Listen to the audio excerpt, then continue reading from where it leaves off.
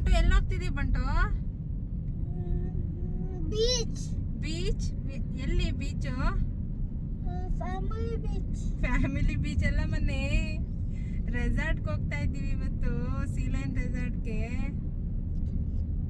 Happy? No, Y ಬಂಟು ಮಾ? You told us to go to family beach. ಅದು You told us. ಅದು family beach ಮನೆ ಅದು. Hello, welcome back to my YouTube channel. ಇದೇನಪ್ಪ ಸ್ಟಾರ್ಟಿಂಗ್ಗೆ conversation ಹಾಕಿದ್ದೀನಿ ಅಂತ ನೋಡ್ತಾ ಇದ್ರಾ? ಹೌದು, ನನ್ನ ಮಗ ಕ್ಯೂಟಾಗಿ ಮಾತಾಡ್ತಾ ಇದ್ದ. ಅವನಿಗೆ ನಾವು ರೆಸಾರ್ಟ್ಗೆ ಹೋಗ್ತೀವಿ ಅಂತ ಅಂದಾಗ ಅವನಿಗೆ ಬೇಜಾರು ಮಾಡ್ಕೊಂಡಿದ್ದ. ಯಾಕಂದರೆ ಫ್ಯಾಮಿಲಿ ಬೀಚ್ಗೆ ಹೋಗ್ತಾ ಇಲ್ಲ ಅಂತ ಅಂದು. ಅವನಿಗೆ ಇನ್ನೂ ಅದೆಲ್ಲ ಗೊತ್ತಿಲ್ಲಲ್ಲ, ರೆಸಾರ್ಟ್ ಅಂದರೆ ಹೇಗಿರುತ್ತೆ, ಅವನಿಗೆ ಬೀಚ್ ಇರಲ್ಲ ರೆಸಾರ್ಟಲ್ಲಿ ಅಂತೆಲ್ಲ ಅಂದ್ಕೊಂಡಿದ್ದ. ಸೊ ಅದನ್ನು ಕಾನ್ವರ್ಸೇಷನ್ನ ಚೆನ್ನಾಗಿ ಅನಿಸ್ತು. ಸೊ ಹಂಗಾಗಿ ಅಪ್ಲೋಡ್ ಮಾಡಿದೆ. ನಾವು ವೀಕೆಂಡಲ್ಲಿ ಸೀಲೈನ್ ರೆಸಾರ್ಟ್ ಅಂತ ಅಲ್ಲಿ ಹೋಗಿದ್ವಿ. ತುಂಬಾ ಚೆನ್ನಾಗಿತ್ತು, ಎಂಜಾಯ್ ಮಾಡಿದ್ವಿ. ಯಾಕಂದರೆ ಕತಾರಲ್ಲಿ ಆಲ್ರೆಡಿ ಸಮ್ಮರ್ ಸ್ಟಾರ್ಟ್ ಆಗಿದೆ. 35 ಡಿಗ್ರಿ 40 ಡಿಗ್ರಿ ಆ ಥರ ಟೆಂಪ್ರೇಚರ್ ಹೋಗ್ತಾ ಇದೆ. ಮ್ಯಾಕ್ಸಿಮಮ್ ಈ ಮಂತ್ ಸ್ವಲ್ಪ ನಾವು ಬೀಚ್ಗಳಿಗೆಲ್ಲ ಹೋಗ್ಬೋದು. ಆಮೇಲೆ ಬೀಚ್ಗೂ ಹೋಗೋಕ್ಕೂ ಆಗಲ್ಲ, ಅಷ್ಟು ಹ್ಯುಮಿಡಿಟಿ ಸ್ಟಾರ್ಟ್ ಆಗಿಬಿಡುತ್ತೆ ಇಲ್ಲಿ. ಸೊ ಅದಕ್ಕೆ ಸರಿ ಹೋಗೋಣ ಅಂತೇಳಿ, ಮಕ್ಕಳು ಹೋಗೋಣ ಅಂತ ಹೇಳ್ತಾಯಿದ್ರು ಅಂತ ಹೋಗಿದ್ವಿ. ನಾವು ಮತ್ತು ನನ್ನ 2 ಫ್ಯಾಮಿಲಿ ಫ್ರೆಂಡ್ಸ್ ಬಂದಿದ್ದರು. ಅವ್ರಿಗೆ ಏನೋ ಡಿಸ್ಕೌಂಟಲ್ಲಿ ವೋಚರ್ ಸಿಕ್ತು ಅಂತ ಹೇಳಿ ಸೊ ನಮ್ಮನ್ನು ಕರೆದಿದ್ರು. ಸರಿ ಆಯಿತು ಹೋಗೋಣ ಅಂತ ಹೇಳಿ ಹೋಗಿದ್ವಿ. ನಾವು ಫಸ್ಟ್ ಟೈಮ್ ಈ ಥರ ಕತಾರ್ನಲ್ಲಿ ರೆಸಾರ್ಟ್ಸ್ಗಳಿಗೆ ಅಂತ ಹೇಳಿ ಬಂದಿದ್ದು. ತುಂಬಾ ಚೆನ್ನಾಗಿತ್ತು ಎಕ್ಸ್ಪೀರಿಯೆನ್ಸ್ ಎಲ್ಲ. ಇದು ಬಂದು ಸೀಲೈನ್ ರೆಸಾರ್ಟ್ ಅಂತ ಹೇಳಿ. ಇದು ನಾವು ಪಾರ್ಕಿಂಗಿಂದ ರೆಸಾರ್ಟ್ ಹತ್ರ ಬಗ್ಗಿನಲ್ಲಿ ನಮ್ಮನ್ನು ಡ್ರಾಪ್ ಮಾಡ್ತಾರೆ. ಅಲ್ಲಿಂದ ಬಂದಮೇಲೆ ಬಂದಿದ್ದ ತಕ್ಷಣ ಮಕ್ಕಳು ಇಬ್ಬರು ನಾವು ಹೋಗಿ ಸ್ವಿಮ್ಮಿಂಗ್ ಮಾಡ್ತೀವಿ ಅಂತ ಪೂಲ್ಗೆ ಎಲ್ಲ ಇಳಿದ್ಬಿಟ್ರು. ನಾವು ಸ್ವಲ್ಪ ಹೊತ್ತು ರೀಲ್ಸ್ ಮಾಡಿಕೊಂಡು ಫೋಟೋಸ್ ಎಲ್ಲ ತೆಗೆಸ್ಕೊಂಡು ಆಮೇಲೆ ಬೀಚ್ಗೆ ಹೋದ್ವಿ. ಆಮೇಲೆ ನೆಕ್ಸ್ಟು ಸಂಜೆ ಹಂಗೆ ಸ್ವಲ್ಪ ಪೂಲ್ ಕಡೆ ಬಂದ್ವಿ. ನೋಡ್ತಾ ಇರ್ಬೋದು, ಬೀಚಲ್ಲಿ ನಮಗೆ ಫುಟ್ಬಾಲು, ವಾಲಿಬಾಲು ಈ ಥರ ಎಲ್ಲ ಆಕ್ಸೆಸ್ ಇತ್ತು ಆಟ ಆಡೋದಕ್ಕೆ. ಮತ್ತು ಜೆಟ್ಸ್ಕೈ, ಪ್ಯಾರಾಗ್ಲೈಡಿಂಗು ಎಲ್ಲ ಇತ್ತು. ಈ ಥರ ಟೆಂಟಲ್ಲೇ ಒಂದು ಕೊಟ್ಟಿದ್ದರು ನಮಗೆ. ಸೊ ಅಲ್ಲೆಲ್ಲ ಲಗೇಜೆಲ್ಲ ಇಟ್ಕೊಂಡು ನಾವು ಮಲ್ಕೊಳ್ಳೋ ಆಗಿದೆ ಮಲ್ಕೋಬೋದು, ಎಲ್ಲ ಮಾಡ್ಬೋದು. ಇದು ನೋಡಿ ನೀರು ಎಷ್ಟು ಕ್ಲಿಯರಾಗಿದೆ ಅಲ್ವಾ? ತುಂಬಾ ಚೆನ್ನಾಗಿತ್ತು ನೀರು ಆಟ ಆಡೋದಕ್ಕೆ. ಬಟ್ ಏನೇ ಆದರೂ ಸಮುದ್ರದ ನೀರು ಉಪ್ಪೆ ಅಲ್ವಾ? ಸೊ ಆಟ ಆಡಿಕೊಂಡು ಎಲ್ಲ ಮಜಾ ಮಾಡಿಕೊಂಡು ಬಂದ್ವಿ. ಫುಲ್ ಡೇ ನಮಗೆ ಬೆಳಿಗ್ಗೆ 10 ಗಂಟೆಯಿಂದ ಸಂಜೆ 10:30 ತನಕ ಆಕ್ಸೆಸ್ ಇತ್ತು. ಡಿನ್ನರ್ದು ಅವರೇ ಪ್ರೊವೈಡ್ ಮಾಡಿದರು ಕಾಂಪ್ಲಿಮೆಂಟ್ರಿಯಾಗಿ. ಮತ್ತು ನಮಗೆ ಏನೆಲ್ಲ ಫೆಸಿಲಿಟಿ ಇತ್ತು ಅಂದರೆ, ನಮಗೆ ಪೂಲ್ ಆಕ್ಸೆಸ್ ಇತ್ತು, ಮತ್ತು ಇದು ವಾಶ್ರೂಮ್ ಆಕ್ಸೆಸ್ ಇತ್ತು, ಹಾಟ್ ವಾಟರ್ ಬರೋ ಥರ. ಮತ್ತು ವಾಟರ್ ಬಾಟಲ್ಸು ನಮಗೆ ಅನ್ಲಿಮಿಟೆಡ್ ಎಷ್ಟಾದರೂ ಇಸ್ಕೋಬೋದಾಗಿತ್ತು. ಮತ್ತು ಟವಲೆಲ್ಲ ಕೊಟ್ಟಿದ್ದರು ನಮಗೆ ಆಕ್ಸೆಸ್ಗೆ. ಅದನ್ನೆಲ್ಲ ಯೂಸ್ ಮಾಡ್ಕೊಳ್ಬೋದಿತ್ತು. ಮತ್ತು ಫುಡ್ ಮಾತ್ರ ಅದು ಇಂಟರ್ನ್ಯಾಷನಲ್ ಬಫೆಟ್ ಮಾತ್ರ ನೈಟ್ ಡಿನ್ನರ್ಗಿತ್ತು. ಲಂಚ್ ನಾವು ಹೊರಗಡೆಯಿಂದ ಸ್ವಲ್ಪ ತೊಗೊಂಬಂದಿದ್ವಿ, ಮಕ್ಕಳಿದ್ರಲ್ಲ ಹಾಗಾಗಿ. ಸೊ ಮತ್ತು ನಮಗೆ ಎಕ್ಸ್ಟ್ರಾ ಅಂತೇಳಿ ಮಕ್ಕಳಿಗೆ ಫೇಸ್ ಪೇಂಟಿಂಗು, ಮೂವಿ ಟೈಮು ಮತ್ತು ಜುಂಬಾ ಎಲ್ಲ ಇತ್ತು. ಬಟ್ ಇವ್ರು ಫೇಸ್ ಪೇಂಟಿಂಗಿಗೆ ಹೋಗಲಿಲ್ಲ. ಯಾಕಂದರೆ ಅಲ್ಲಿಂದ ಬಂದಿದ್ದ ತಕ್ಷಣ ಪೂಲ್ಗೆ ಇಳಿದಿದ್ದ ತಕ್ಷಣ ಅದೆಲ್ಲ ಹೋಗ್ಬಿಡುತ್ತೆ ಮಮ್ಮ, ಬೇಡ ಅಂತೇಳಿ ಇಲ್ಲೇ ಆಟ ಆಡ್ತಾಯಿದ್ರು. ಸ್ಯಾಂಡಲ್ಲಿ ಎಲ್ಲ ಆಟ ಆಡಿದ್ರು. ಮತ್ತು ನಾವು ಜುಂಬಾ ಸ್ಟಾರ್ಟ್ ಆಯಿತು 3 ಗಂಟೆಗೆ. ಸೊ ಚೆನ್ನಾಗಿ ಮಾಡಿಸಿದ್ರು ಜುಂಬಾನೂ. ತುಂಬ ಚೆನ್ನಾಗಿ ಎಂಜಾಯ್ ಮಾಡಿದ್ವಿ. ವೆದರು ಕೂಡ ಅಷ್ಟೇ, ತುಂಬ ಬಿಸಿಲು ಅಂತಲೂ ಇರಲಿಲ್ಲ. ಅದಕ್ಕೆ ಪ್ರೀವಿಯಸ್ ಡೇ ಎಲ್ಲ ತುಂಬ ಬಿಸಿಲು, ಸಿಕ್ಕಾಪಟ್ಟೆ ಗಾಳಿ ಎಲ್ಲ ಇತ್ತು. ಬಟ್ ಅವತ್ತು ಮಾತ್ರ ತುಂಬ ಸಪೋರ್ಟಿವ್ ಆಗಿತ್ತು ವೆದರ್ ಕೂಡ. ಬಟ್ ಅಲೆಗಳು ಮಾತ್ರ ತುಂಬಾ ಜೋರಾಗಿತ್ತು. ಸಮುದ್ರ ಅಂದರೆ ಅಲೆಗಳಿದ್ದೇ ಇರುತ್ತೆ. ಬಟ್ ನಮಗೆ ಮಕ್ಕಳಿಗೆ ಕಷ್ಟ ಆಗ್ತಾಯಿತ್ತು. ಬಂಟು ಅಲ್ಲೇ ದಡದಲ್ಲೇ ಇರೋನು.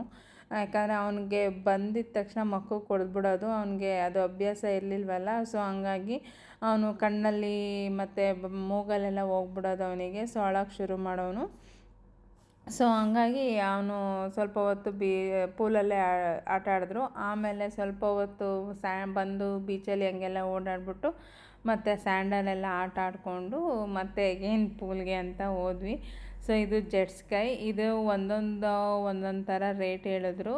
ಸೊ ನಾವು ಸರಿ ಅಂತೇಳಿ ಅಲ್ಲಿ ಕನ್ನಡದವರೇ ಗುಲ್ಬರ್ಗದವ್ರು ಅಲ್ಲಿ ಮ್ಯಾನೇಜ್ ಮಾಡ್ತಾ ಇದ್ದವರು. ಬಟ್ ಅವರು 350 ರಿಯಾಲ್ಸ್ ಹೇಳಿದ್ರು ಹಾಫ್ ಆನ್ ಅವರ್ಗೆ. ಸೊ ನಾನು ಅದು ಕಾಸ್ಟ್ಲಿ ಆಯಿತು, ಬೇಡ ನೆಕ್ಸ್ಟ್ ಎಲ್ಲಾದರೂ ಟ್ರೈ ಮಾಡೋಣ, ಇವತ್ತು ಬೇಡ ಅಂತ ಹೇಳಿ ಸುಮ್ಮನಾದೆ. ಇಲ್ಲಿ ನೋಡ್ತಾ ಇರ್ಬೋದು ಬಂಟು ಎಷ್ಟು ಚೆನ್ನಾಗಿ ಅಷ್ಟೇ ದಡದಲ್ಲೇ ಆಟ ಆಡ್ತಾಯಿತ್ತು, ಹಿಂದೆ ಬರ್ತಾನೆ ಇರಲಿಲ್ಲ ಮುಂದಕ್ಕೆ. ಆಮೇಲೆ ಅವನು ಇಲ್ಲಿದ್ರ ಮೇಲೆಲ್ಲ ಕೂರಿಸ್ಬಿಟ್ಟು ಆಟ ಆಡಿಸಿ ಸರಿ ಬಾ ಅಂತ ಹೇಳಿ ಸೈಡಲ್ಲಿ ಅವನ್ನ ಸ್ಯಾಂಡಲ್ ಆಟ ಆಡ್ತೀನಿ ಅಂತ ಹೇಳ್ದ. ಆ ಥರ ಎಲ್ಲ ಆಟ ಆಡಿಸ್ಕೊಂಡು ಸರಿ ಅಂತೇಳಿ ನಾವು ನೆಕ್ಸ್ಟು ಪೂಲ್ಗೆ ಬಂದ್ವಿ. ಅಷ್ಟೊತ್ತಿಗೆ 3 ಗಂಟೆ ಆಯಿತು. ಸ್ವಲ್ಪ ಹುಡುಗರಿಗೆಲ್ಲ ಊಟ ಎಲ್ಲ ಮಾಡಿಸಿ ಪೂಲಿಗೆ ಬಂದ್ವಿ. ನಾನು ಸ್ವಲ್ಪ ಸ್ವಿಮ್ಮಿಂಗ್ ಕ್ಲಾಸ್ಗೆ ಹೋಗಿ ಸ್ವಿಮ್ಮಿಂಗ್ ಕಲ್ತಿದ್ದಕ್ಕೆ ಸ್ವಲ್ಪ ಹೆಲ್ಪ್ ಆಯಿತು ಅಂತ ಅನಿಸ್ತು. ಸ್ವಲ್ಪ ಎಲ್ಲ ನಾನು ಸ್ವಿಮ್ಮಿಂಗೆಲ್ಲ ಮಾಡಿದೆ. ಅದಾದಮೇಲೆ ಅಂಜನು ಮಕ್ಕಳು ಅವ್ರದ್ದೆಲ್ಲ ಸ್ವಿಮ್ಮಿಂಗೆಲ್ಲ ಮಾಡಿಕೊಂಡು ಇಲ್ಲೊಂದು ಸ್ವಲ್ಪ ರೀಲ್ಸ್ ಮಾಡಿಕೊಂಡು ಚೆಂದ ಎಂಜಾಯ್ ಮಾಡಿದ್ವಿ. ಮತ್ತು ಜುಂಬಾ ಅದನ್ನು ಕೂಡ ಅಷ್ಟೇ ತುಂಬಾ ಚೆನ್ನಾಗಿ ಎಂಜಾಯ್ ಮಾಡಿದ್ರು ಮಕ್ಕಳು, ನಾವು ಎಲ್ಲರೂ.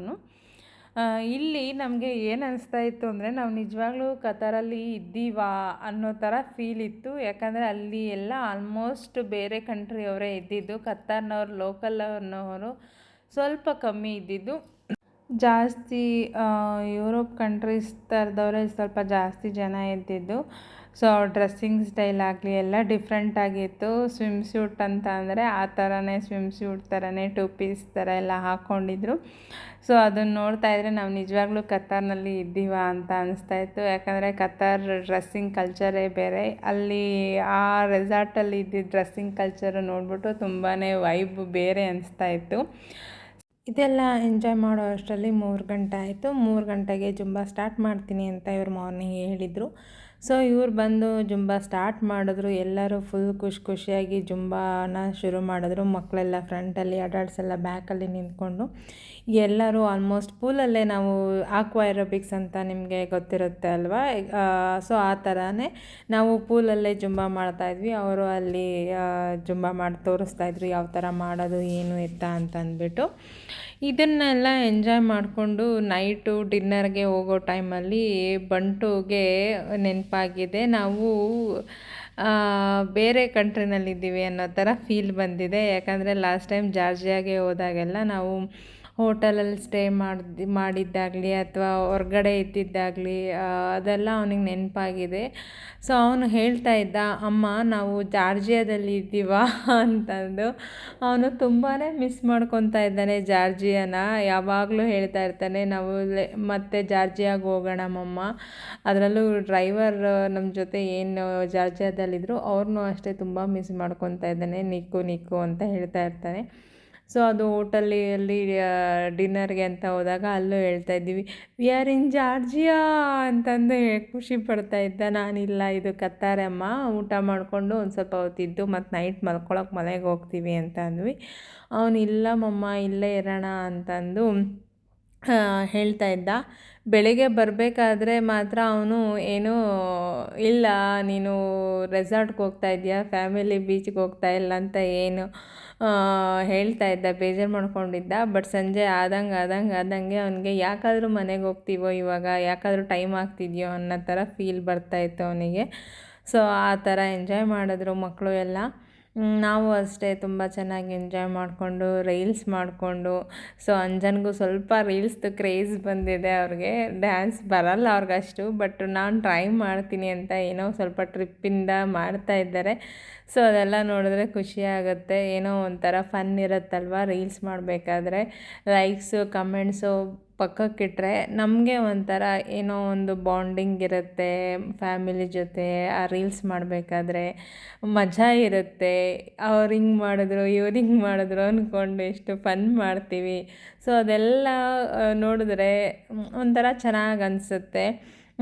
ಈ ಥರ ಎಂಜಾಯ್ ಮಾಡಿದ್ರೆ ವೀಕೆಂಡಲ್ಲಿ ಆ ವೀಕ್ ಫುಲ್ಲು ಏನು ಸ್ಟ್ರೆಸ್ ಆಗಿರುತ್ತೆ ಸೊ ಅದೆಲ್ಲ ಹೋಗುತ್ತೆ. ಒಂಥರ ಫ್ಯಾಮಿಲಿಗೂ ಟೈಮ್ ಕೊಟ್ಟಿದ್ದೀವಿ ಅನ್ನೋ ಒಂದು ಸ್ಯಾಟಿಸ್ಫ್ಯಾಕ್ಷನ್ ಇರುತ್ತೆ.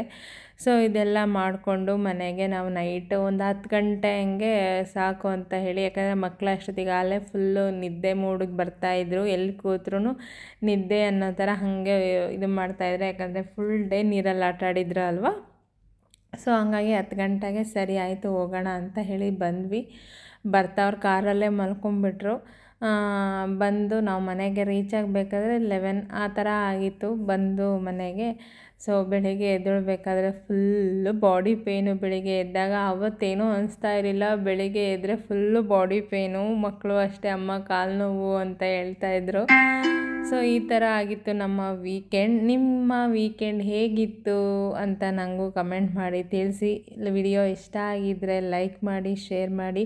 ನೀವೇನಾದರೂ ಫಸ್ಟ್ ಟೈಮ್ ನನ್ನ ವಿಡಿಯೋ ನೋಡ್ತಾ ಇದ್ದರೆ ಪ್ಲೀಸ್ ಸಬ್ಸ್ಕ್ರೈಬ್ ಮಾಡ್ಕೊಳ್ಳಿ. ನಿಮಗೆ ಜಾರ್ಜಿಯಾ ಟ್ರಿಪ್ದು ವಿಡಿಯೋಸ್ ಏನಾದರೂ ನೋಡಿಲ್ಲ ಅಂತಂದರೆ ನಾನು ಇಲ್ಲಿ ಲಿಂಕ್ ಹಾಕಿರ್ತೀನಿ ಐ ಬಟನಲ್ಲಿ. ಪ್ಲೀಸ್ ವಾಚ್ ಮಾಡಿ. ಹೇಗನ್ನಿಸ್ತು ಅಂತ ನನಗೆ ಕಮೆಂಟ್ ಮಾಡಿ ತಿಳಿಸಿ. ಜಾರ್ಜಿಯಾ ಟ್ರಿಪ್ದು ಇನ್ನೂ ವಿಡಿಯೋಸ್ ಹಾಕ್ತಾಯಿದ್ದೀನಿ. ಸೊ ಈಗ ಅದರದ್ದು ಪ್ಲೇಲಿಸ್ಟ್ ಹಾಕಿರ್ತೀನಿ, ಪ್ಲೀಸ್ ನೋಡಿ, ಎಂಜಾಯ್ ಮಾಡಿ.